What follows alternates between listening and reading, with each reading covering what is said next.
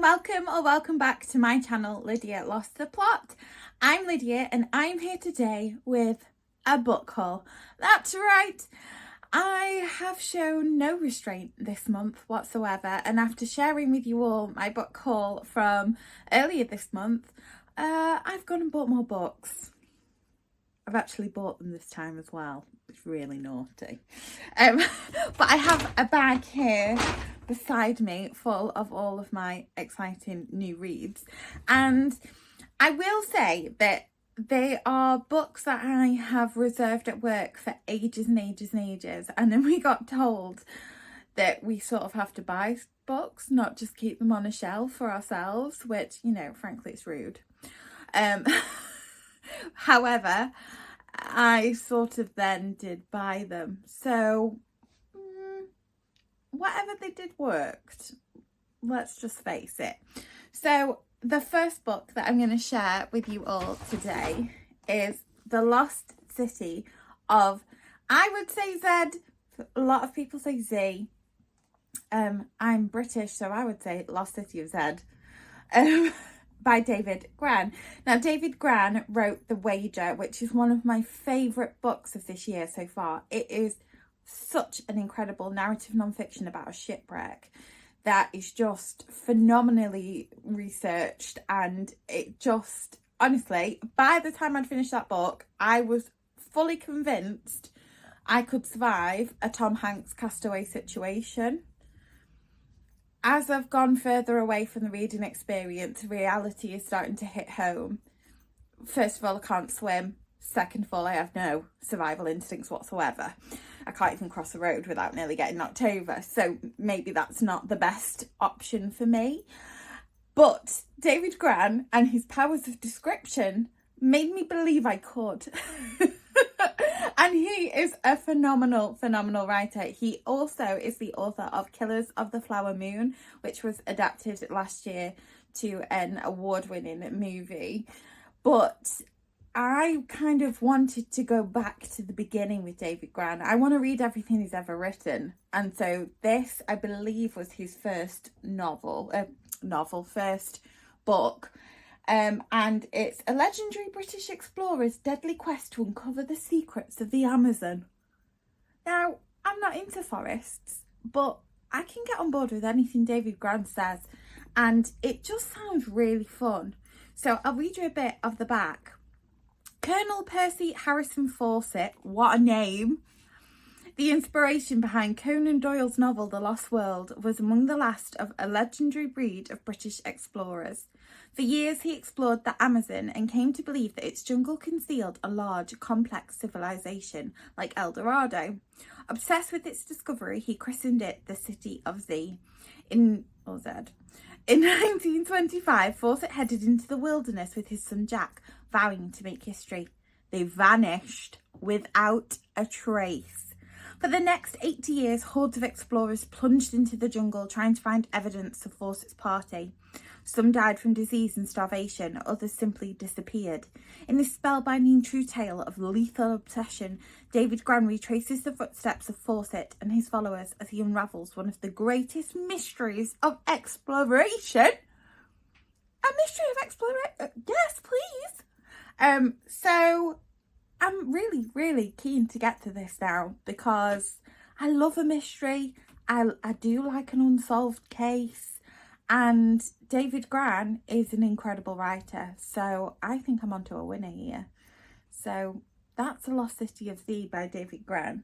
And the next book that I'm going to share with you all, I don't know what order I've put these in the bag, so it's a surprise to me too, is a Fitzcarraldo edition, and it's The Doll's Alphabet by Camilla Grudova. Now, I have got Children of Paradise, which is Camilla Grudova's full-length novel, and I really love the sound of it, but everyone told me to read this first. So as I am a big fan of a short story collection, I was like, yes, let's go for it. This says, surreal, ambitious and exquisitely conceived, The Doll's Alphabet is a collection of stories in the tradition of Angela Carter and Margaret Atwood. Nice. Dolls, sewing machines, tinned food, mirrors, malfunctioning bodies, many images recur in stories that are in turn childlike and naive, grotesque and very dark. Ooh, that sounds, you see?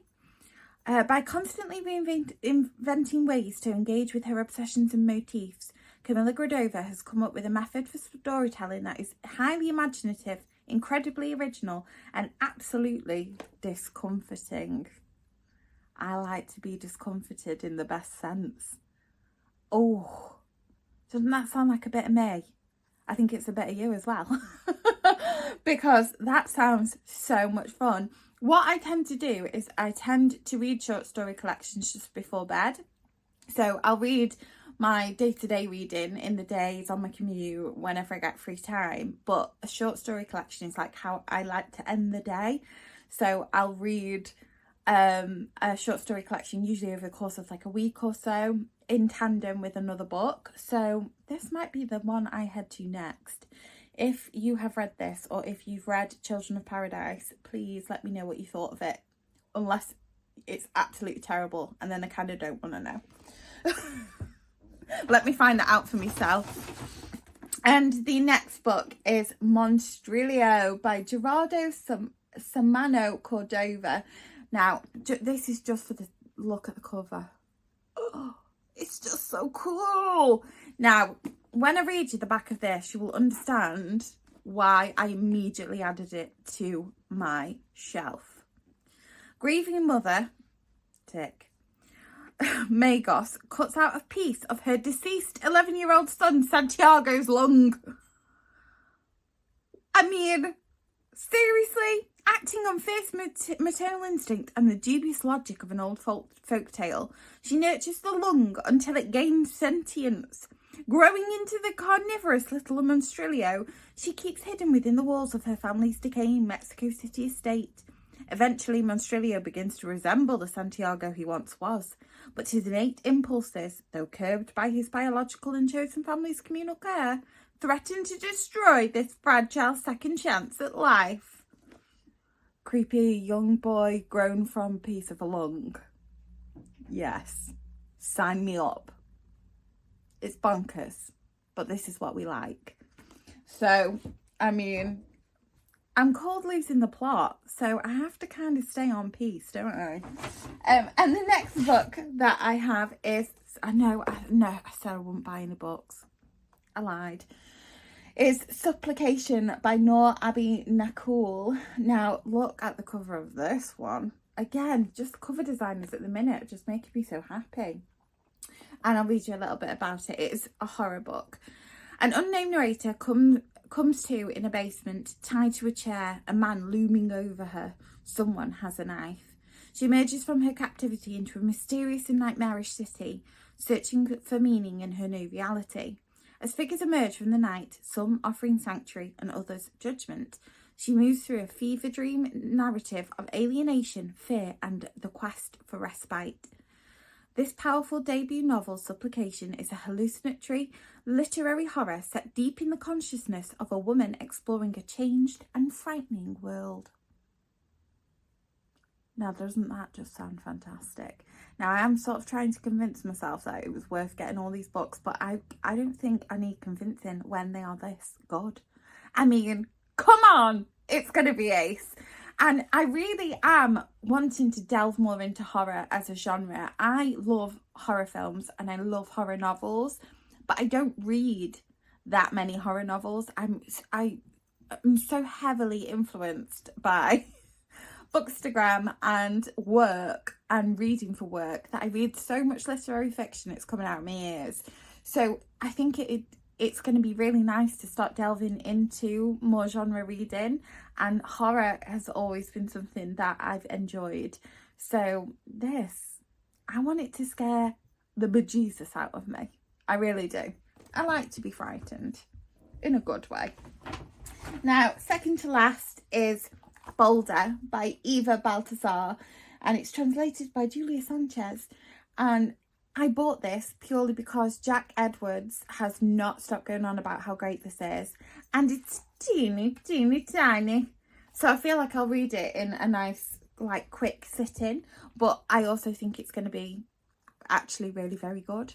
So whilst again I maybe should not have bought this many books, I am making myself feel better by telling you it's short, so doesn't use much space up and will be quick to read and comes highly recommended.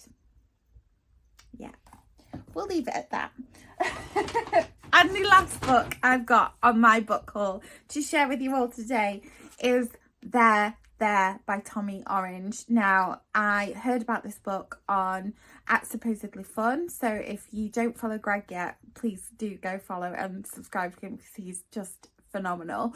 And he recommended this book. He's talked a lot about Tommy Orange on his channel, and I just really wanted to get to it. And it's one of those backlist titles that it wasn't on my radar until the sequel came out. So the sequel is called Wandering Stars, and everyone was going on about how fantastic this was, and the New York Times did a podcast on it, and I thought, oh my goodness, I feel like I'm missing out. And I like to start at the beginning. I'm not like some people will be absolutely bonkers and go and read a sequel before. What you doing? That's madness. So I have to start at the beginning. And to quote Julie Andrews, it's a very good place to start. And so I will be getting to this. I'm not sure when, but I'm very excited. Also, the cover's really pretty, and it's like embossed. Yeah. So it makes me happy. But that really is all I've got to share with you today. I know I'm pretending like there wasn't a load of books there. Let's just move on quickly. And I have thoroughly enjoyed sharing them with you all. I will hopefully be getting to some of them soon. If there's any that you think I should be getting to sooner rather than later, please comment in the comments down below and let me know which ones I should get to read, because it always helps me to prioritise my TBR when you guys give me your input. I hope this video finds you well. I hope you're having a lovely day, and I hope that you've got some good books to read, and I will see you all soon.